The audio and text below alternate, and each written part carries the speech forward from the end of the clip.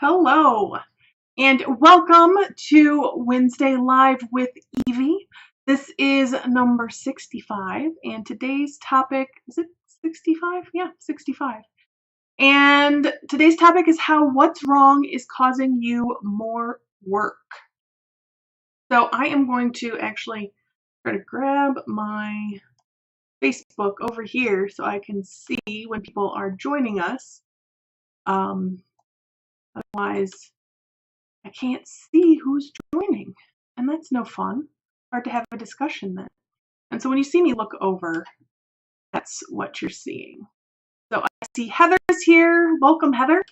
And I see somebody else just joined us. Mary joined us. Hello, Mary. So for those of you who are new to Wednesday Live with Evie, this is when I share about a productivity topic. Or something like that. Could somebody let me know if the recording is choppy? I just want to make sure it's behaving nicely. So yeah, Wednesday Live with Evie is where every week at this time at 1 o'clock I share a bit about a topic of productivity. So for those of you who are here, say hi in the comments. Okay, Mary says that I'm not choppy. Good. It was looking choppy here, but it might just be because I'm live. So anyway, so for those of you who don't know who I am, my name is Evie Burke, and I work with entrepreneurs and I help them take their productivity to a new level.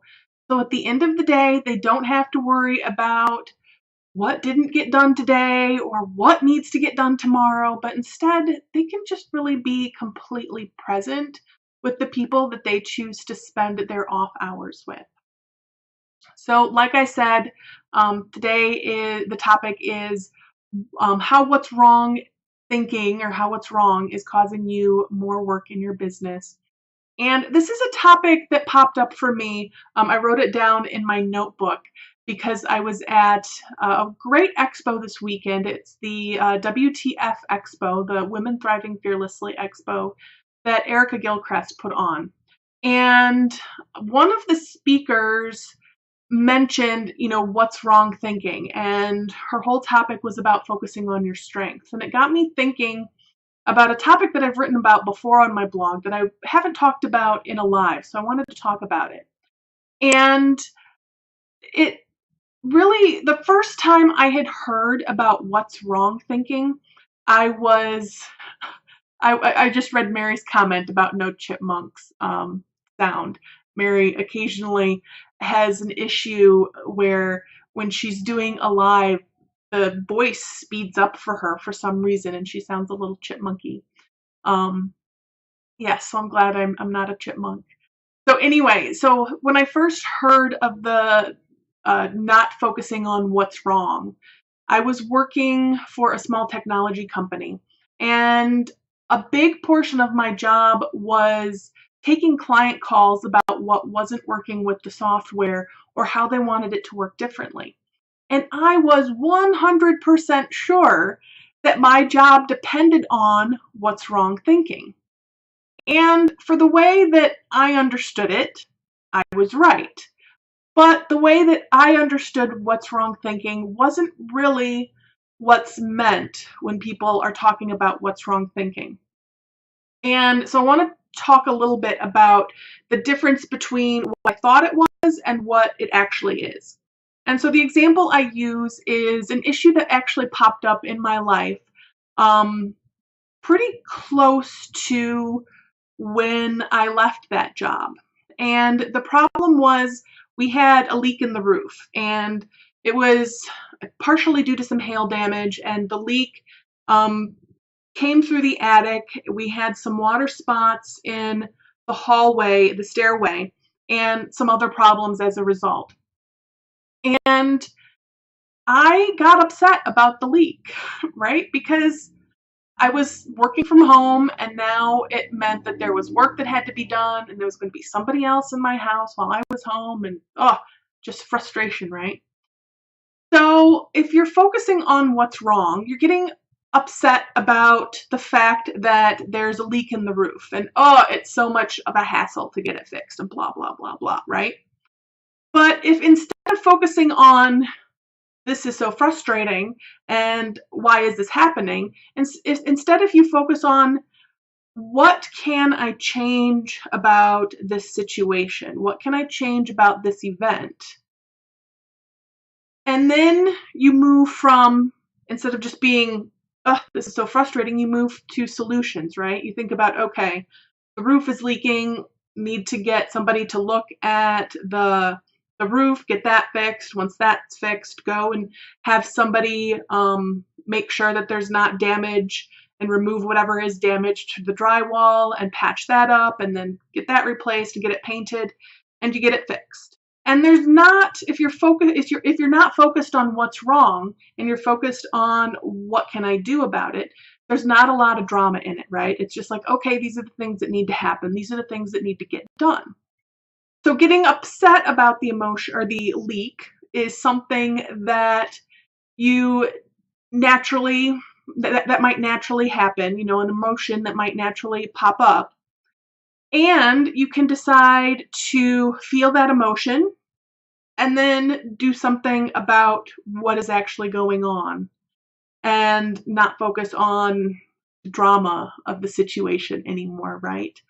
So when you look at it like that, and apply it back to my previous job, it changes the context a little bit. So it was actually something that I did do, but I didn't call it this. And so what happened was, instead of focusing on, oh, these clients are calling me and they have all of these problems and I'm already so busy and there's already so much to do and now there's more things for me to do and being interrupted and blah, blah, blah, blah. A minute. Instead of focusing on that, when I started focusing on the things I could do, okay, so I'm feeling a little overwhelmed right now. What can I do to feel less overwhelmed? How can I keep track of this in a way that doesn't constantly make me feel like I'm drowning, right? How can I change the situation so that I'm not constantly feeling inundated?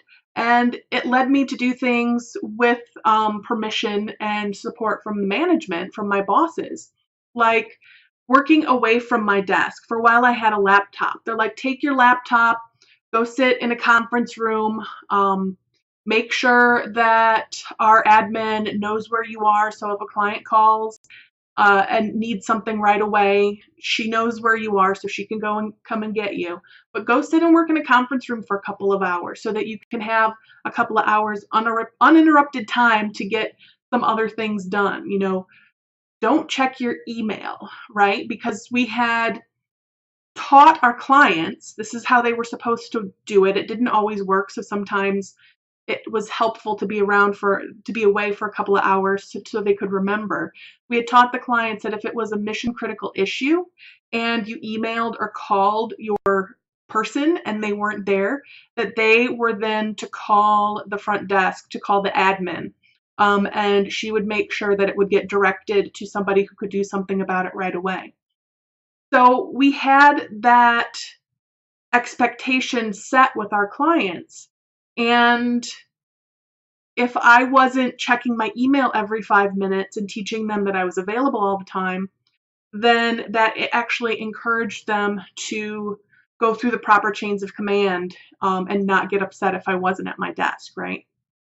So anyway, long story short, when I stopped focusing on what was wrong and focused on what I could change about the situation, things started to work a lot better. More got done. I was less frustrated. The people that I worked for were less frustrated with me because less things were falling through the cracks. And so the title is How What's Wrong is Causing You More Work. It was causing me a ton more work. Not only was I emotionally frustrated, which just left me emotionally drained for the work that I was doing. Once I switched it from focusing on what's wrong to focusing on what I could change, solutions appeared, right? Things that I could do to change the situation and be less frustrated appeared. And it's not that they weren't there before, it's just I wasn't looking for them before. And it's really hard sometimes to see things that you're not looking for, right? So for those of us with our own business, it can be really easy to focus on the what's wrong thinking. This didn't happen the way that I wanted it to, or this could have gone better. I wish XYZ would have happened. Why aren't more people buying? Why am I spending so much time doing this? Blah, blah, blah, blah, right? All these things that are going wrong. Or maybe even said in a little bit nicer way, but still what's going wrong aren't going the way maybe you expect them to go.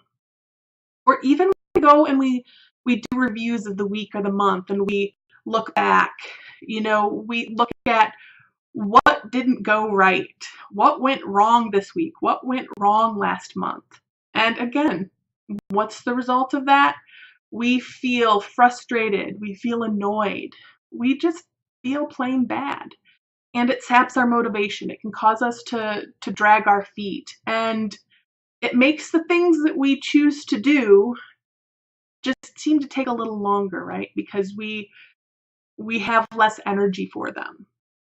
It's the example of, stress. This is, okay, stress. Like, stress is like poking poking the side of your hip, just poking your finger in there. And even if you're not focused on that particular stress, it still takes up your energy. So you have less energy for the other things you're doing. Or you can think of it like a little bit of a headache that you have, where sometimes you're busy and you're not really thinking about it and you don't notice it, but the headache's still there. And so you're not able to maybe put as much attention into the things that you're doing because you just have this low level headache, right? So what if, instead of focusing on what's wrong, what if you focused on what you could change? Wouldn't it make things feel a little bit lighter? And it kind of gives a sense of hope to the situation, right? So next time you're looking at what's wrong, hey Rochelle, next time you're looking at what's wrong, think about what can you change instead. So whether you're doing that review of the last week in the last month, instead of focusing on what went wrong last month, focus on what can I change so that next time it goes better.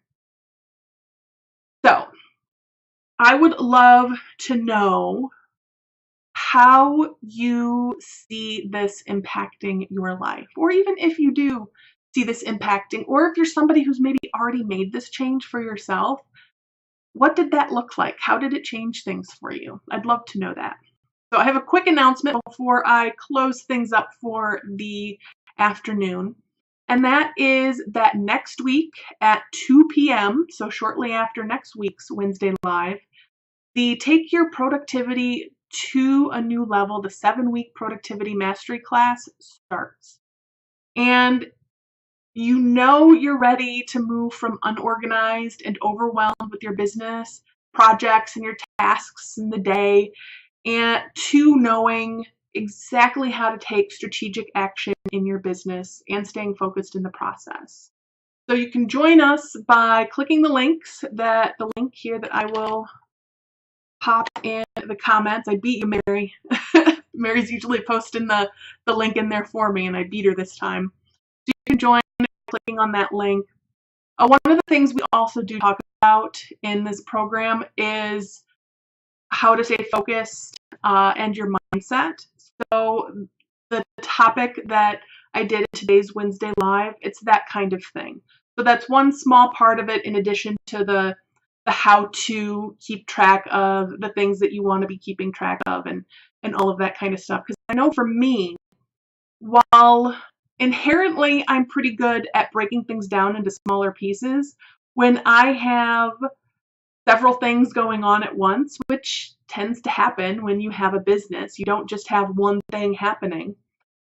If I didn't practice what I preach with with this class, I would not get anything done. So these are things that I have developed, things that I have learned that I will teach you in this class so that you can stay on top of the projects and the things that are going on in your business without feeling like you're one of those circus performers that has plates on sticks, that you're holding some and some are like stationed different places around the room and you're trying to make sure that they all are spinning and none of them go crashing and breaking to the floor.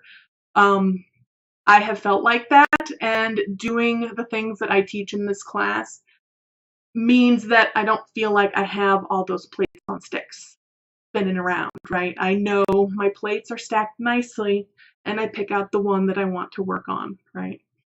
So if you guys have any questions about that program, just let me know. I'm happy to answer those. And you can do that whether in a comment or reaching out to me personally. So that is it for this week's Wednesday Live with Evie.